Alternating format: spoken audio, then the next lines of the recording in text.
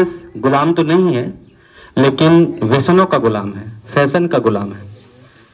उन क्रांतिकारियों की तरफ देखते हैं और आज के दौर के लोगों को देखते हैं, युवाओं को देखते हैं तो बड़ा तरस पड़ता है।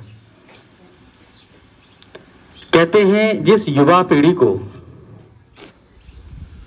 देश का विकास करना चाहिए था, उसका खुद का विकास रुका हुआ है। आधे से ज्यादा पैसा व्यसन में खर्च हो रहा है। 60 के दशक में अंग्रेज जब यहां सर्वे करने के लिए आए तो उन्होंने पूरे भारत का भ्रमण किया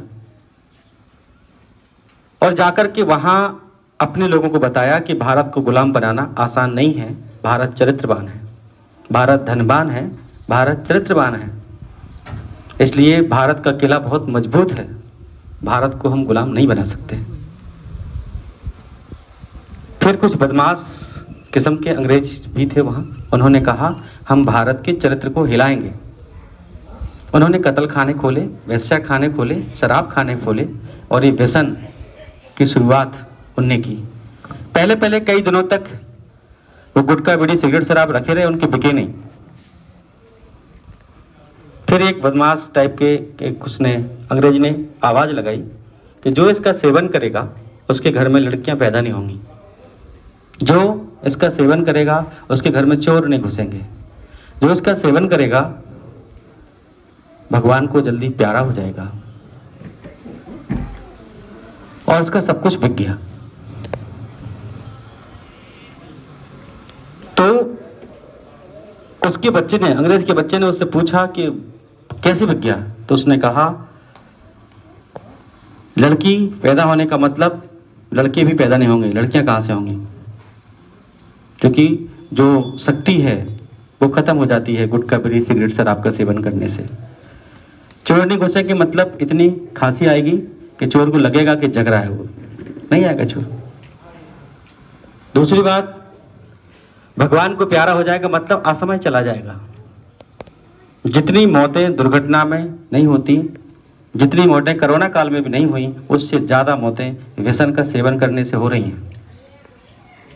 सोचिए।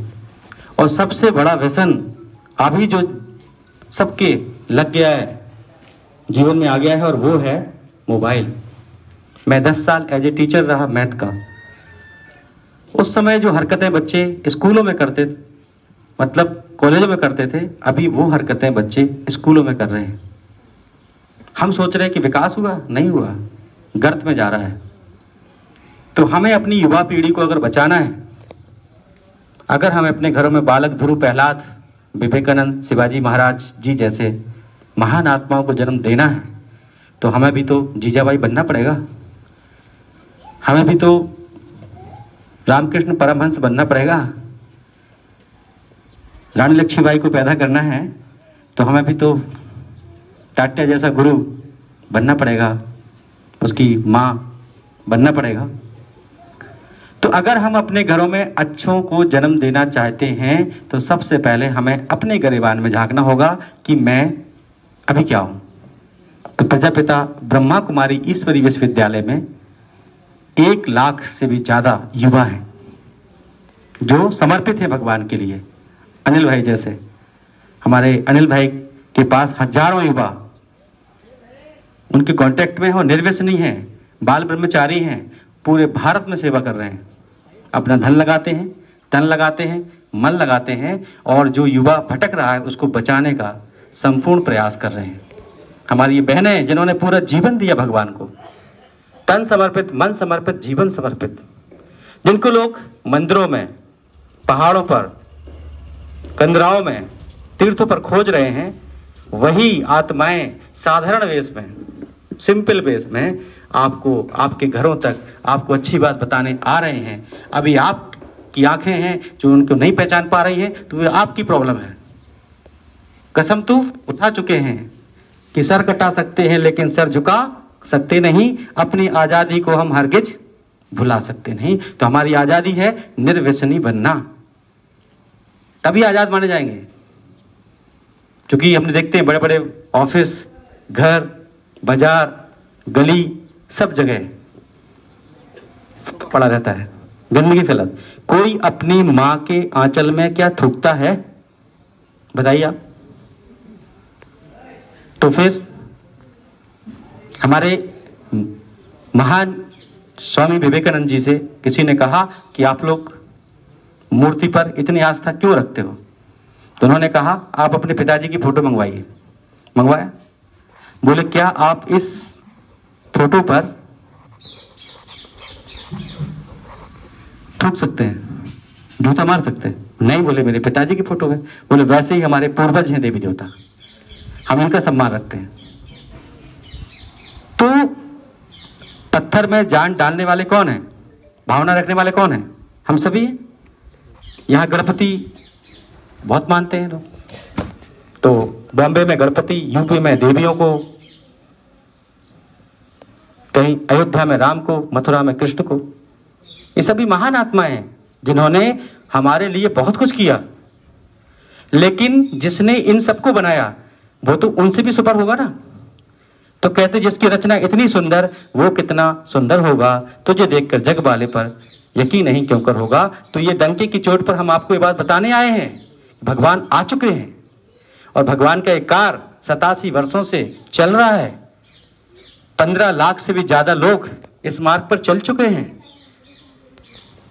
कुछ बाल ब्रह्मचारी हैं, कुछ आप लोगों जैसे भी हैं, लेकिन निर्व्यसनी हैं, संसार के कल्याण के लिए लगे हुए हैं। ये फोटो अखबारों में नहीं आती हैं, इसकी खबर अखबारों में नहीं छपती है, क्योंकि हम लोग मीडिया को देते नहीं कुछ। अच्छे काम करने वालों को मीडिया को क्यों देंगे? वो अच्छे काम करेंगे ना उसमें। तो भगवान कहते हैं कि कहा जा रहा है कि वो जाने वाले अंधेरा है मन का दिया तो जला ले।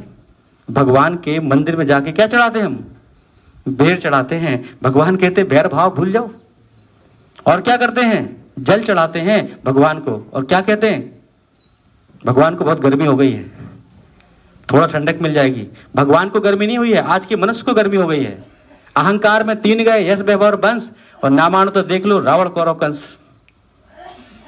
तो जहां पर अहंकार है वहां पर नम्रता को रख दो, जहां पर अज्ञान है वहां पर ज्ञान ले आओ। कहते ना अस्तु म सद्गमय तमसो म ज्योतिर्गमय मृत्युर्म अमृतगमय, ले आओ। अशांति है जहां, वहां शांति को स्थापित कर दो। शिवाजी महाराज जी ने यही तो किया।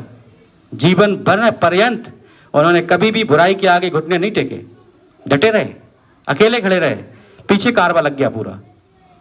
जब कोई महान कार्य करता है तो उसको पहले अकेले संघर्ष करना पड़ता है, इसके बाद पूरी दुनिया उसके साथ होती है, क्योंकि सच्चाई की जीत निश्चित है। सच्चाई कभी हार नहीं सकती, सच्चाई कभी हार नहीं सकती। सत्यम शिवम सुंदरम, भगवान को कहते हैं सत्य।